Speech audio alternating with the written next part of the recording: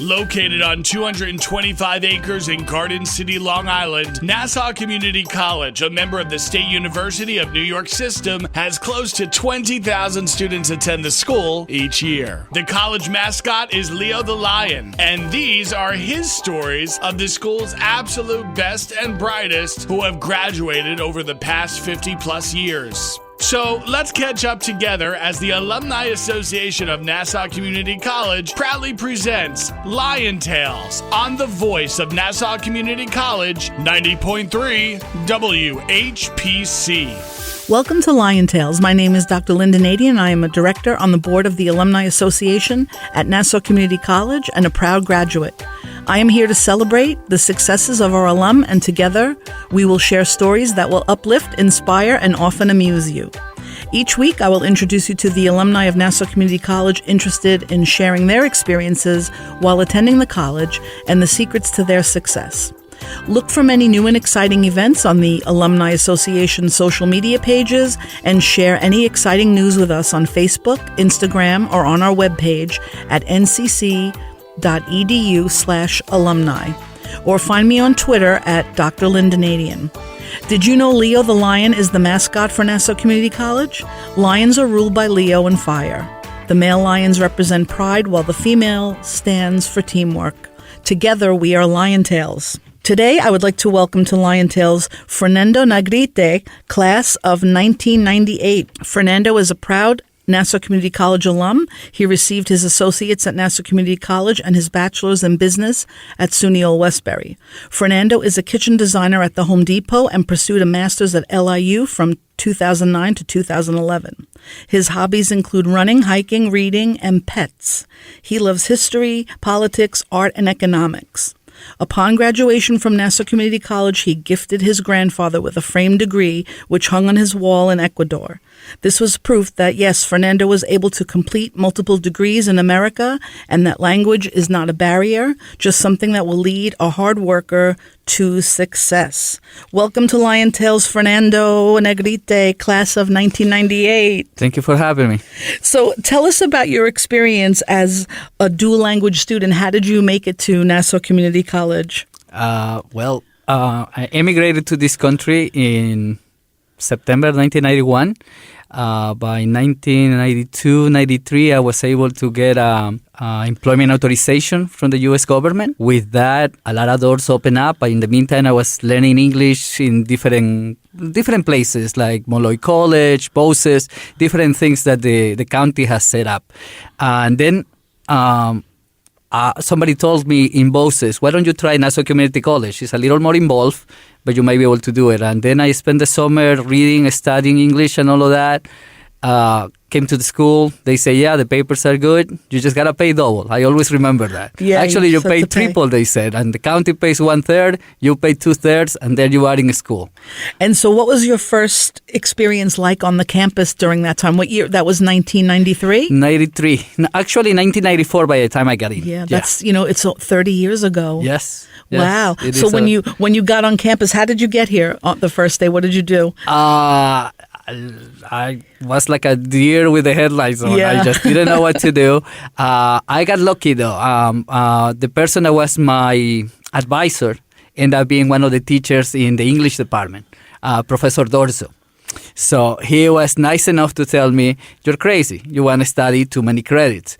And I was, listen, I'm paying twice as much as everybody else. I want to take all the classes I can on one shot because I don't want to be here too long. Right. Yeah. But he was right. He said, you want to take it easy because you want to be good in your classes. I should have listened to him. Yeah. Later on I did, but at the beginning I didn't.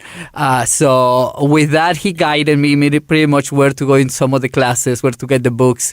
I always remember that I didn't know, okay, I'm here. What do I do? Where do I get books? The line for the bookstore is one thing that threw me off because we went for like miles and miles in the bookstore. It's like, you better get it online. They're gonna run out of books before you know it. Right. Yeah. So, and then now the bookstore's all remodeled and they have snacks and drinks in there. And I saw the old building is being remodeled now. They're working on it. It's like, we just did a trip like this with my kids about 2 weeks ago. I say, I want to take a video for the friends. So the old campus, how it used to be. And so what were some of your favorite courses at the beginning? Since I studied a lot during that summer before school, I actually did very well in the grammar, in the English areas of it. So they only sent me to take, I think it was Reading 100. And it was a really nice class, very competitive with some of the American students. Oh. So I felt like, wait, why am I in this group when all of you already speak English? Yeah, but we don't read quite well. I mean, they read very slow in a way, or they didn't assimilate what they were reading. It's like, oh, so this class is pretty much for everybody. So it's like, yeah, you're one of all of us. It's like, oh, cool. That's really nice to feel. Yeah, to try to get, those skills up. Exactly. Because what did you think really helped you to become a better reader and writer? Just practicing? I always love reading. Thank God in my country I have uncles and grandparents that always encourage that a lot, and they always open up my mind to a lot of subjects. So yes, I would say a lot of reading, a lot of practice writing, because that was another class I did like with, I believe was teacher Mrs. Orkhart, I think was the last name. English 030, I remember. Yeah. And she make us write about why we were emigrating, what we were hoping in the future, things like that. And she will make really nice corrections, and she kind of liked my writing. And she said, yeah, you got to start. I still have those papers. It's somewhere in the basement of the house. I have all the notes that she wrote me. That's so great that we have Dr. Langdon, who's Vice President of Academic Affairs now. She's an archivist. So we were talking about how to archive things. Like you have a T-shirt that was a project that the students made. Yes. And SIFE, the Students in Free Enterprise Club. Yeah, I remember. So tell us a little bit about the T-shirt, because it's really amazing to see what you made. It was a project. We gotta remember this is back in the 1990s. So there were different projects for different clubs. Some clubs I remember did the washing the cars things in the parking lot and things. We decided we're in the business. Students in Free Enterprise. This was a contest with other schools. We end up going to Monroe College, I believe, in New Jersey for a competition and show what we have done. So somebody came out with the 10 reasons to come to Nassau in a funny way. Back in the day, some of them might not be politically correct now. Some of them are not appropriate right now. Yes, but back in the day, they were kind of funny. They talk about life in Nassau. And we printed maybe 100 or 150 of them, and we sold them right away. And then we started doing a second round, and we weren't as successful as we thought on the second round. But it was interesting. It was really fun to be part of a club where we didn't have to do something because it was school related. It was just, let's see what we can do with this. What ideas do you have, this and that. So. And now on the T-shirt, which he actually brought with him to the studio, on the front, it's a plain T-shirt, but the mascot, Leo the Lion, is on the front. It says N with Nassau, and Leo's leaning on it. And then on the back it says the top 10 reasons for attending Nassau Community College. And number 10 is the commute to Harvard is too long. Number 9, the comfortable beds are in the library. 8, what other colleges offers you the 13th grade? And it's sort of like a tongue-in-cheek, number 1, this is where success starts. That's the number 1. And the cheap tuition results in extra beer money. So it's a very funny T-shirt. And the fact that you kept that is so amazing, because the school will be celebrating their anniversary. And now Dr. Langdon is very interested in archiving. Oh, sure. All of these things that come. So we have to have photos and we have to have memorabilia that coincide with Nassau, which is really amazing. Maybe I can contact my co-students from the SIFE club and see if we can make some money out of it this time. They might be able to do that, sell it as something that we brought back to life.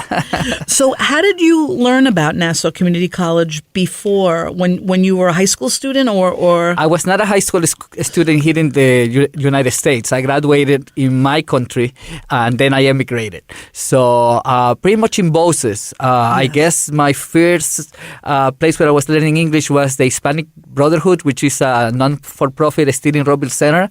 And they recommended go to Molloy College. They have an English program there for the students on second language. It's like, okay, let me go there. Then when we finished that, they recommended Boses. I went there, and when I finished Boses, they say, I think this is too little for you. Go to Nassau. Back then I was only 19, so very eager to learn, very ambitious in that regard. And so from Nassau, once you graduated from here, You were the first in your family to complete a degree Here in America. On the foreign soil. So what was that feeling of accomplishment? It was nice. I have to say it was nice, but I always knew we wanted a little bit more, like always, right? National communities is always the first step towards something else to keep moving, like the logo says, is where success starts and all of that. So yeah, absolutely. It was a nice feeling for sure. I always love NASA though. We have always keep coming back and forth from different projects or ideas. So I actually ended up coming back here in 2004. Trying to register again for more classes, and they say, no, you can't. They say, why? I want to be here. Say, no, you have too many credits. You have 72 credits. Get out. You have to go somewhere else. And then they recommended me SUNY Old Westbury, and they say, okay, well, if you are recommended that, let's give it a try. You are listening to Lion Tales on the voice of Nassau Community College, 90.3 WHPC. My name is Dr. Lynnda Nadien, and our guest today is Fernando Negrite, class of 1998. So when you left Nassau and you went to SUNY Old Westbury, what was that like? Now you're on the 4-year plan and you're going into your bachelor's degree. What did you feel about that? Well, SUNY Old Westbury was very interesting in the sense that I'm a person that loves architecture. So with that, I felt like, okay, this is different. The school over there is a very unusual building.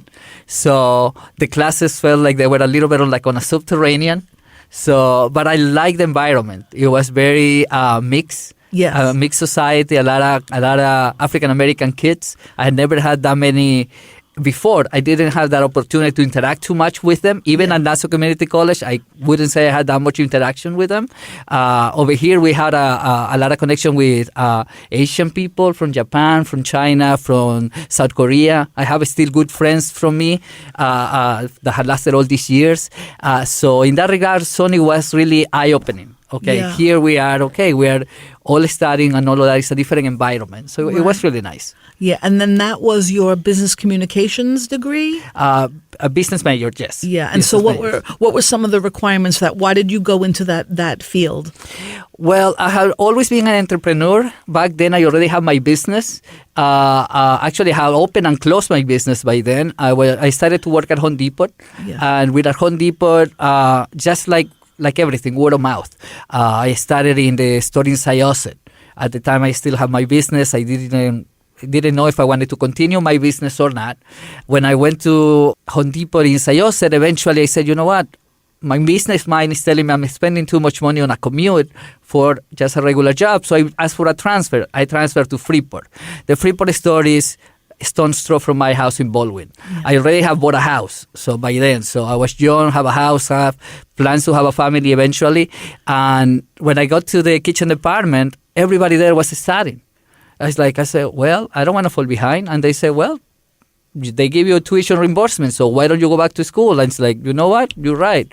2004, I tried to go back to Nassau. They kicked me out. I went to SUNY Old Westbury and continued that until 2008.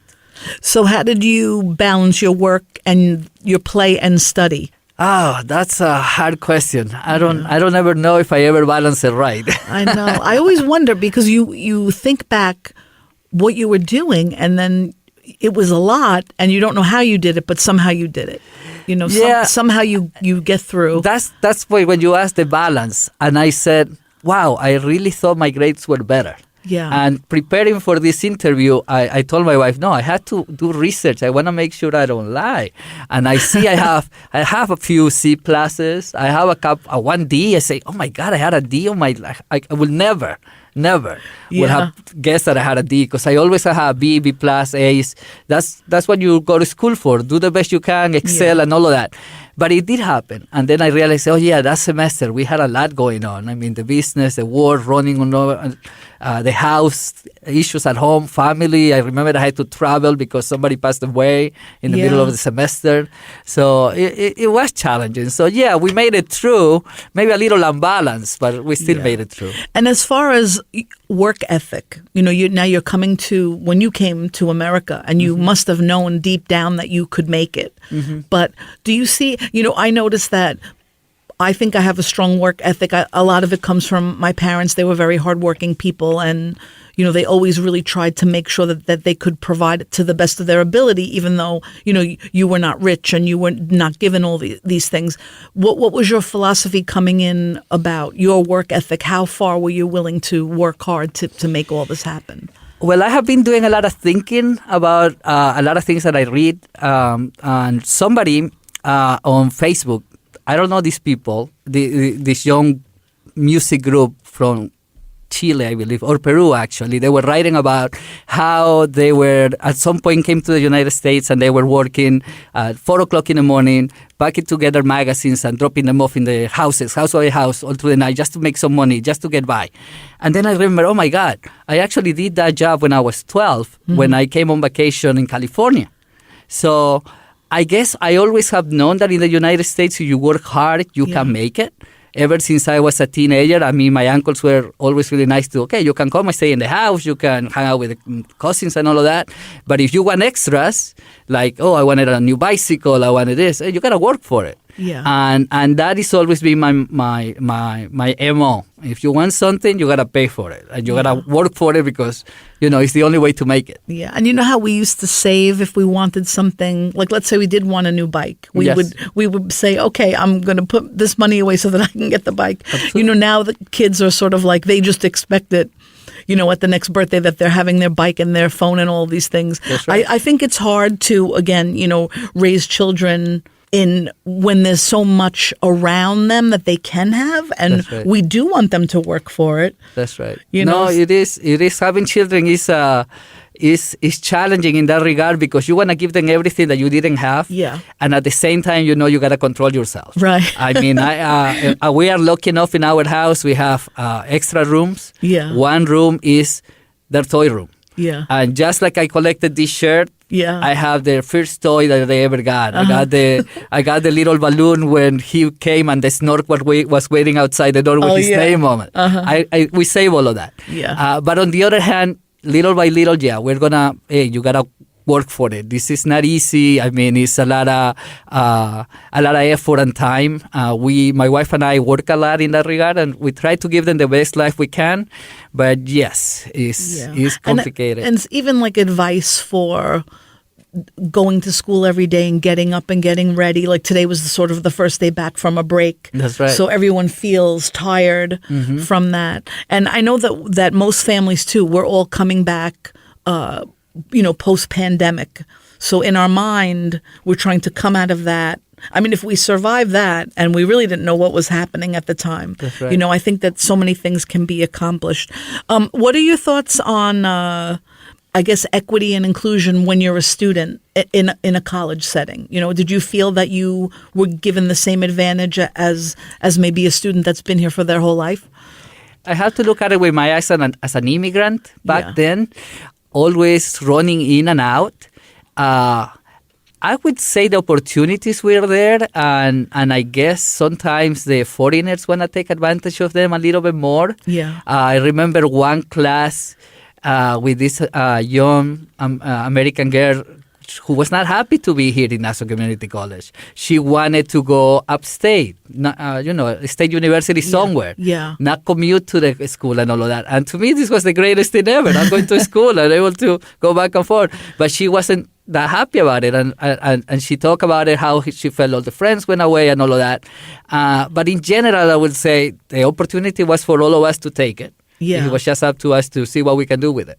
Yeah, I remember that some of my friends went away. I don't even remember knowing what going away to a college was about because it was never discussed at all. And I don't think the guidance counselors promoted that. They sort of promoted like, no, stay home, That's right. And when they went away, no sooner were they back. And then I was at Nassau and I kept thinking, wow, I just finished the first semester and then the second semester. And the next thing I knew, I was finishing. So I think for me, and obviously for you, that was kind of your journey and it made sense. Yes. We don't always listen to all the signs, but I think that we are at a point where we kind of look back and say, oh, that did work for me.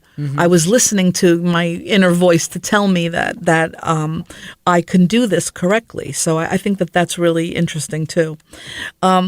what would you say to? You said something important that I was thinking about Americans, that they're intrinsically good. Yes. You know, once you get to know them. Yes. So elaborate on that.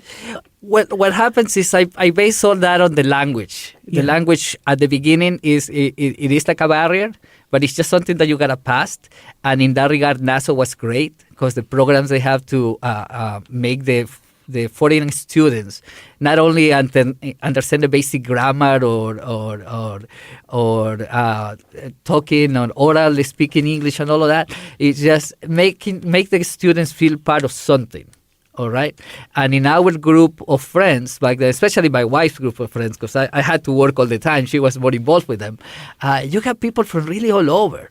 And it's amazing to me that we can say now many of them decided to get back to their country. So we have friends in Portugal, in Turkey, Japan, South Korea. We all felt like a family in that regard, at least back on those days. I am sure NASA still does the same work to try to encourage that with all the students. Yes, I think so. A lot of the students and alum that we've interviewed say that they met that group of people here and that they're still together and they know each other and they socialize. You were listening to Lion Tales on the voice of Nassau Community College, 90.3 WHPC. My name is Dr. Lynnda Nadien, and our guest today is Fernando Negrite, class of 1998. So what would you, if you had to recommend Nassau to others, what would you tell them? It's a nice school, hard work.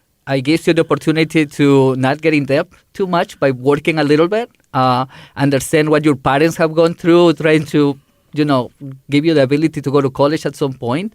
So it's a great first step. You can keep working your way out of it.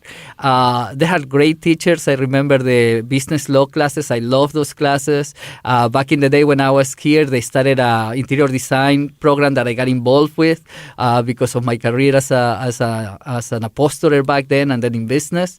So I think it's a great school to start. And I also will tell the students, but not just focus on working and going to school. Enjoy the college life. In my case, and one of the great things I did, I signed up for the outing club.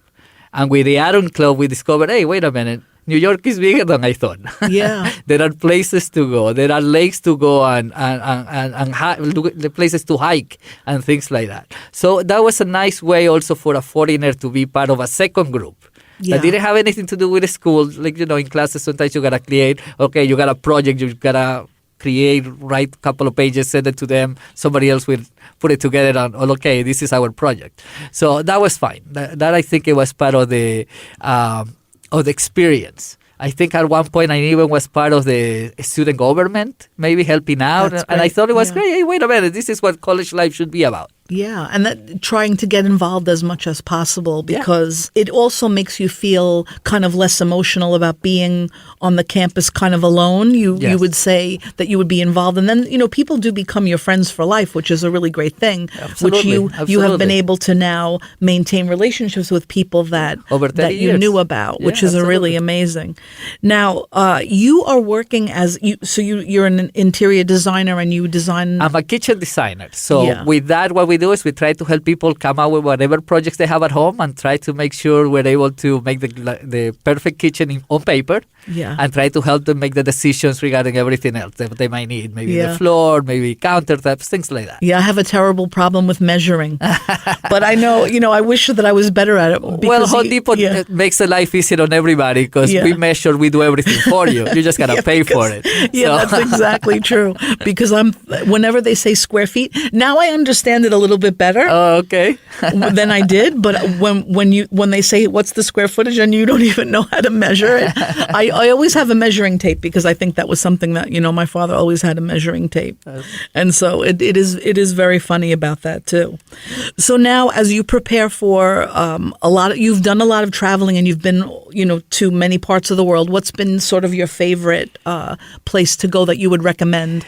Well, I always going to have a soft spot for my own country. Of course, Ecuador is a beautiful country, and we have the Galapagos Islands. So if you ask me where you should go, I say go and visit Galapagos. It's beautiful. The nature, the islands themselves, everything, and the people are always very nice.